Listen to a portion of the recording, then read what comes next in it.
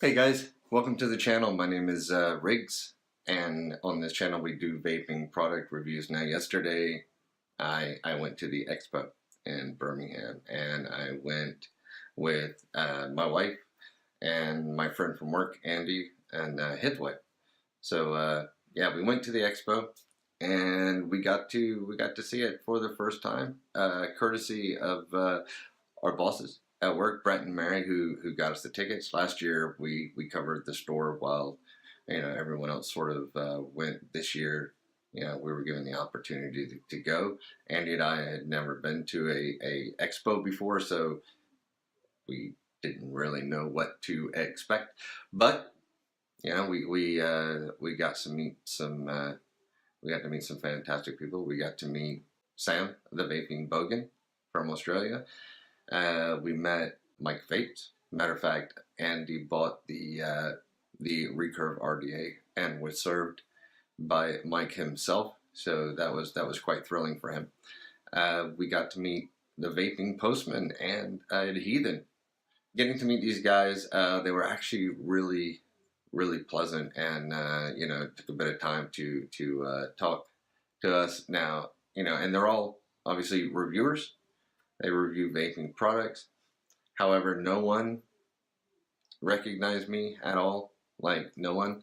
Even one time my wife didn't recognize me. I went to get money out of the cash machine, and when I came back, I walked up behind her and kind of clapped her on the ribs, and she turned around real quick and looked at me and jumped. She said, "Oh my God, I thought you were somebody else."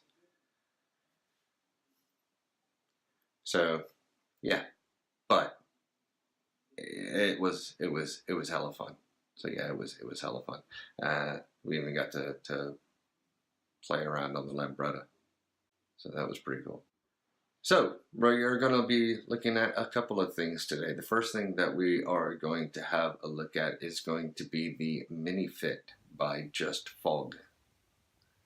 This we picked this up at Expo yesterday. It was given to my wife and I for free. They kind of caught us as we were walking down one of the sort of alleyways in between the expo or path bit, and they said, "Hey, we got 2 left. If you do a promo with us, promo picture, we'll give them to you." We didn't really know what they were, so we did the picture and we got these, and we got to try it out later.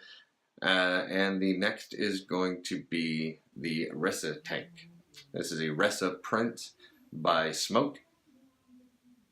It's a resin tank. It is called a Prince, but in some ways it's similar to the Prince, but in a lot of ways it's a fair bit different. So we are going to have a look at those. But yeah, now I'm tooting on this little guy and going from one extreme to the other. Oh, I bumped the camera. Sorry about that. It's not an earthquake. Calm down. To this guy.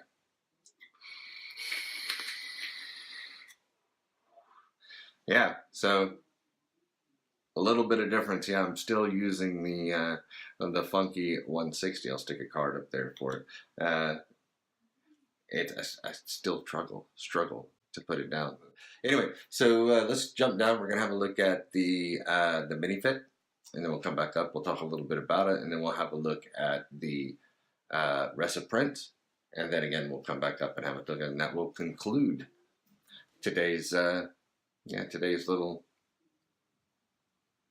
cluster of a couple of different things. So yeah, let's go have a look at the Minifit. All right, so here's our little Minifit, and it is small. I mean, my hands are kind of small, and this is smaller, so that makes me feel good. Inside the box, you're going to get this little micro USB cable. It is a really short micro USB cable, and you're going to get the user manual. Multilingual, so there's really only going to be a small section that pertains to you. But it is, oh God, freaking unfold it. Look at that. It's huge. So yeah, it's like the 10 Commandments of vaping. You're going to get You're going to get this. This is quite important here. This is basically going to tell you what your lights are and what they mean. Your 3 LEDs means you're at 70 to 100%, so on and so forth as you travel down. This does have, you know, your other protections like short circuit, overcharge, over discharge, over temperature protections built into it. This little guy weighs a little bit less, or a little bit more, sorry, than 2-pound coins put together. So you have 2-pound coins in your pocket, you just don't notice them. So they're there. It comes in 2 parts. You're going to get the battery. Now the battery has little clicky indicators on it here. It's flashing 3 times to let me know that I haven't got the atomizer on top. It is a 5-click off, 5-click on. Very, very clicky button. Has Minifit on the side, and it's got JustFog on the back, made in China. It's feels like a anodized aluminum body with a 370 milliamp hour battery. So it's a really, really, really small unit. USB on the bottom for charging. When it's charging, the little lights here will move up and down until they're all fully lit up, showing that it's fully charged. Now on the atomizer, because this is a sort of pod-based system, this is your pod. So you've got your mouthpiece here. This is where you're gonna vape out of. You've got your air holes here for your airflow control, which is non-adjustable. It sort of is what it is. It's got these little latches on the side here. This is how it's going to lock into place once it's notched in here. You got this one on the back, which is here, so that is going to secure the pod into it. You got your positive and your negative pins there, which coincide with the ones here, and that it goes directly to the coil. The coil is a 1.6 ohm coil. It has Japanese organic cotton in it. Lift the little plastic tab up. It's going to give you access to the silicone molding here, which has 2 holes in it. Either one you can use for filling, it doesn't matter. The other one is going to let the air escape as the juice fills up the atomizer. That way you don't have any sort of back pressure and flowing juice out of it. We know we've all done that, especially when you've filled up RDTAs and stuff like that in the early days, like the old limitless ones and stuff like that. You would get juice poured back out on you. It's got these little stoppers here so that once it clicks into place, it's done. That's it, sealed up. You can see through it, so if you look at the front, the back not so much, but on the front here, you can see that it's got, you might be able to see it actually, maybe not because it's very shiny, but when it's not on camera, you can actually see how much juice is in there. So you just fill it up, you see it getting full, click it down, and you're good to go. And then that's it. You just you just lock it into place. The little tab at the back is gonna click, and that's it. You're good to go. So this one, full battery, you can you can vape it. So that's pretty much it. Yeah. So yeah, we'll pop back up and have a very short chat about it.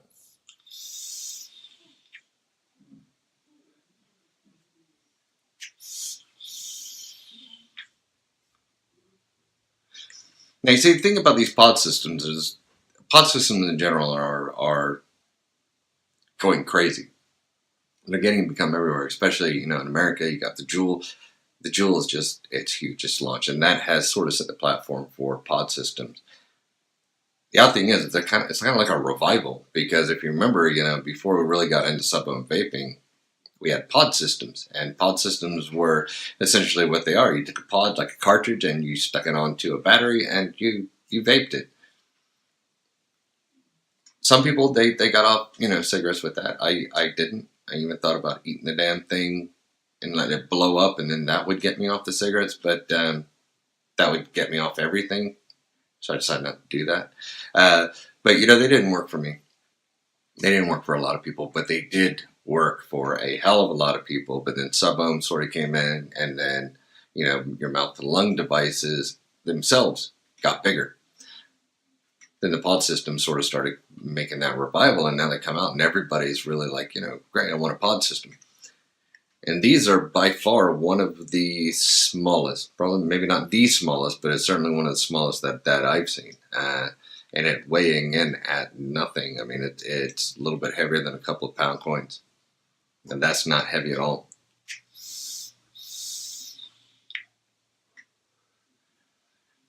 It's not a cloud checker, that's for sure. And it's not gonna last you forever with a 370 milliamp battery. But I think where this would excel for two things. One, actually probably several things, come to think of it. One, its size. It's small, it's light. You could stick it in your pocket. You wouldn't even know it's there. It's not a bulky device that's going to weigh you down. You put it in your purse, your backpack, that sort of thing. You can slip this just in your inside pocket, and your shirt's not going to be all twisted to one side. So there's that.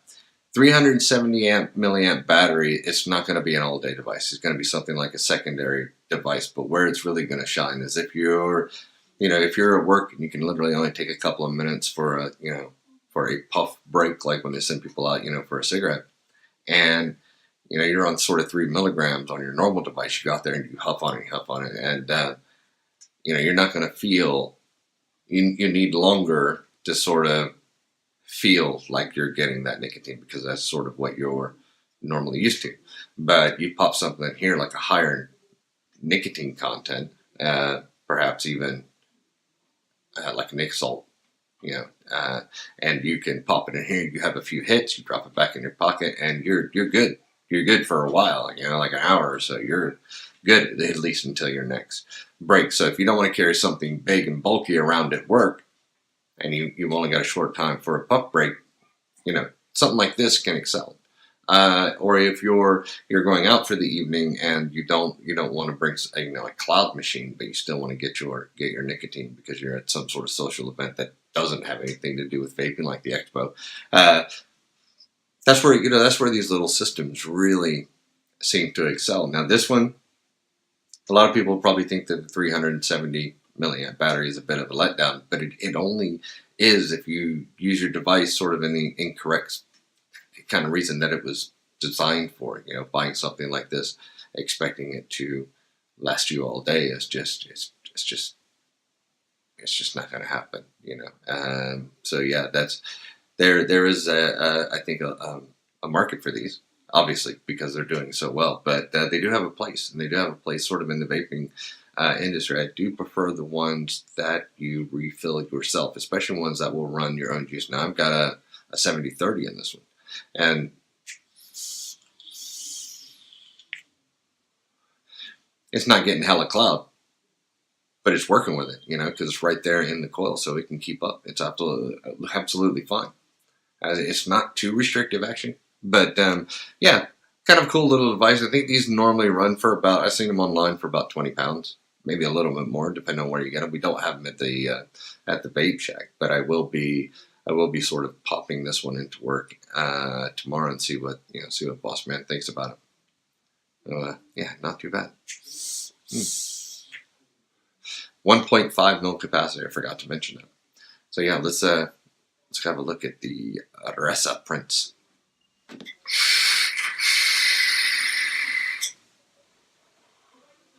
Well, as you can see, Smoker's still producing cloud machines. You got the Resa. It's a big one. It's a big one. It's I think Smoke's latest sort of Prince tank kind of got all that resin going on. Yeah, lots of resin. Got some stainless steel in there, which is going to give it the strength and everything. So we'll pop down and have a look, show you what you get, and then we'll come back and have a little chat about the Resa Prince. So we got the Resa broken down. Before we have a look at that, let's have a look at what we're going to get in the box. You're going to get this little attention card. Talks about if you're losing flavor and stuff like that, what to do about it. On the back, it's going to get the little QC pass stamp and a little picture clicky app thing. You're going to get a bag of seals.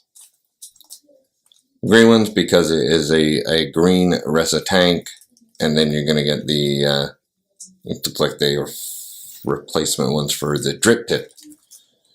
and then the top and the bottom seal, because it's going to get the black ones installed, but you can swap them out for the greens if you so desire. And then you're going to get the user manual. Bear in mind, this is a Resa Prince tank, but it's fairly different from the Prince in a lot of ways, and you'll see that when we sort of go through it. So this is your manual on how to fill it, bullet points from each individual piece, and then a different language, a totally different language. Well, I guess you're going to get a couple of pages. So yeah, it's not going to take you very long to have a read of that. First things first, this is the 2 mil version. Here in the UK, we can't sell tanks that are larger than 2 milliliters, or 2 milliliter tanks, or anything larger than 2 milliliters are going to be unable to get an ECID number. So they have to find a way to restrict the tanks down to 2 milliliter. All right, let's go through the drip tip first. The drip tips are lower profile, so it's 15 milliliter. Wow, it's 15 millimeter overall, and the actual drip tip portion that sticks out of the tank is 10 millimeters, and the bore size on the Resa is 7 millimeters. The tank itself is 26 millimeters, so it's a big boy. If you don't have a device that is capable of handling something this size, you're gonna get some overhang. So you've got the design by Smok on the bottom. I've just recently found out that I've been pronouncing it wrong. It's Smok, because even the woman I spoke to who was from there referred to it as Smok. I don't know why a vaping company would call themselves Smok, but that's what it is. It is what it is. They are Smok Tech, not Smok without an E, which Smok is actually spelled differently, but we're not going to go on that. Anyway, 26 millimeter, comprised of stainless steel and resin. So your AFC ring is a resin ring, standard sort of Cyclops airflow. What you adjust on one side, you're going to adjust on the other. It looks like a nickel-plated pin. It's got this sort of peak insulator in there to prevent any hard shorts. Your top cap is stainless steel wrapped in resin. So you get this snake or cobra resin that Smok have been doing now since they brought out the Prince tank. You're not going to be able to use your goon style ones in here just like any of the other Smok tanks because of the O-rings being on the drip tip itself, like this. So your goon style ones, they're just going to fall out. And this is your top fill port. I like this. I prefer this actually over all the other TFV8 series or TFV series from the TFV4 right up to the Prince. I prefer this over the others. I know that some people don't like the fact they have to remove the lid. It seems like it's one extra step, but you will find that pretty much any bottle is going to fill this without any problems whatsoever. Whereas on the other one with the little kidney seal that goes here, some drip tips, you struggled to get them in there. Or not some drip tips, sorry, some tips, bottle tips, you struggled to get them in there. So that's it. Inside the box, you're also going to get 3 coils. Your Q4. This one's going to give you obviously a lot of airflow. Then you're going to get the X6 and you're going to get the T10. Sorry, I've been using the T10 and I don't have a spare. Spares these. I didn't have a spare of that one. So that's what I've been using. Then you're going to get your glass. So yeah, your assembly is going to be to pop your coil in, pop your glass on, and then screw in your top section. Spin it around until you feel the threads just kind of click.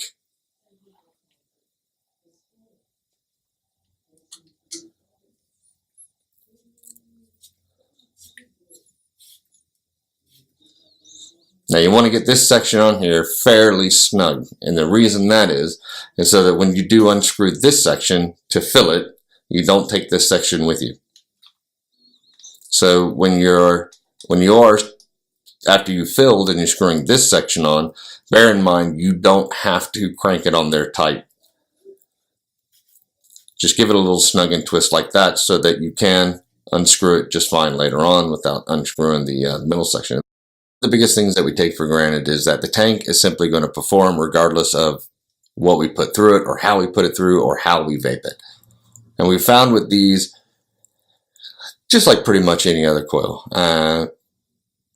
there is a minimum level that you want to, or you do not want to vape below. And like we tell people, you know, when you're vaping on these, when it gets down to here, right here, just above the actual cotton fill window, then you want to fill the tank.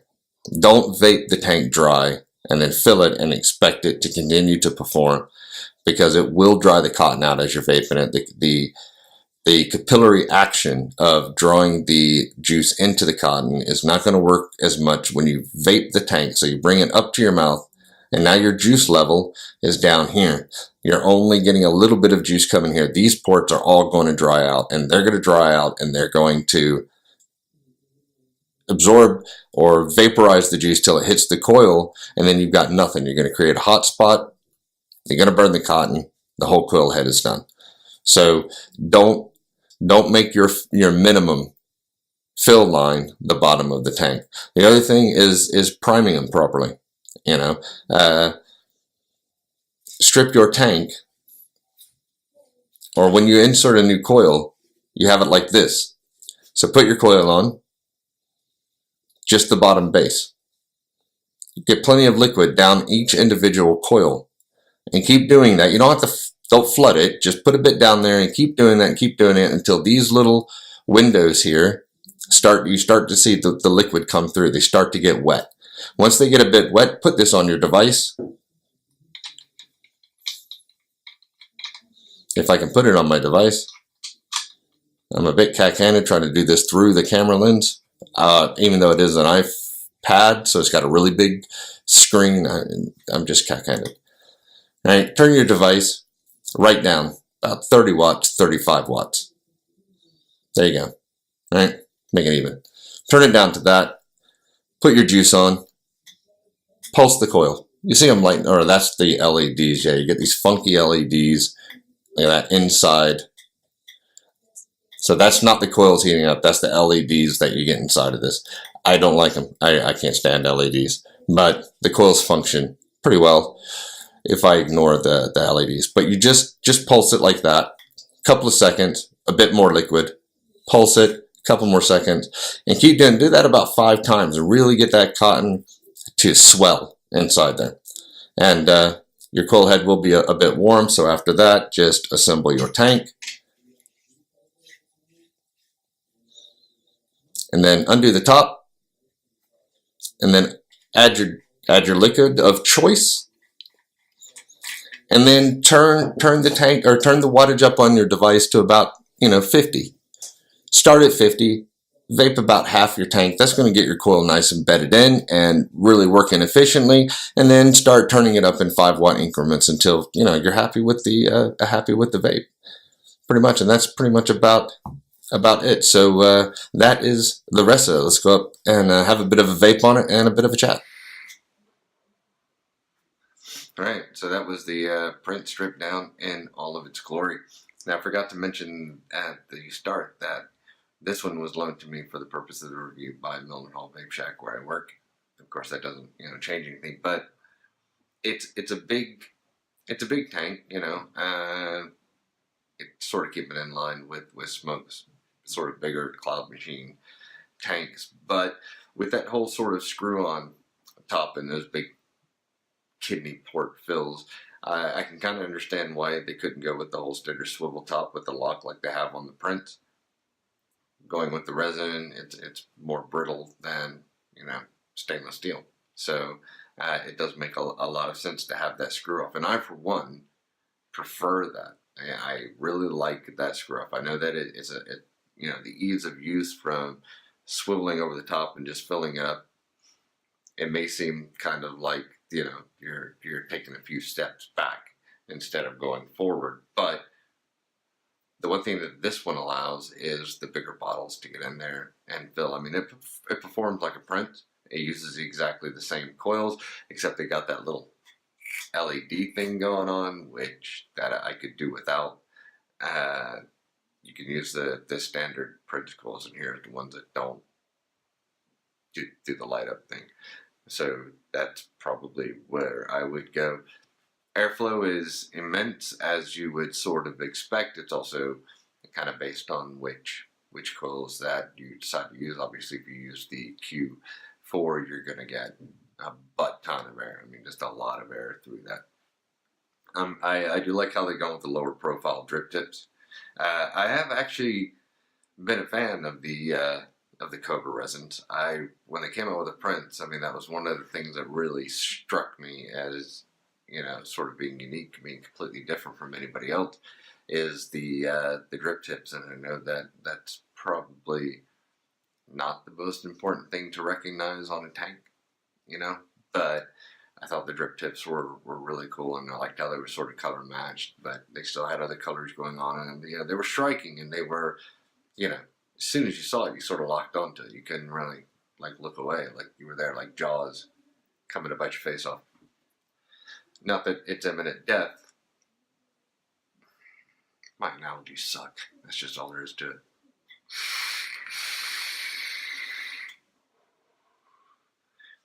You know, it vapes well. It is important, as I said in the where I broke it down a bit.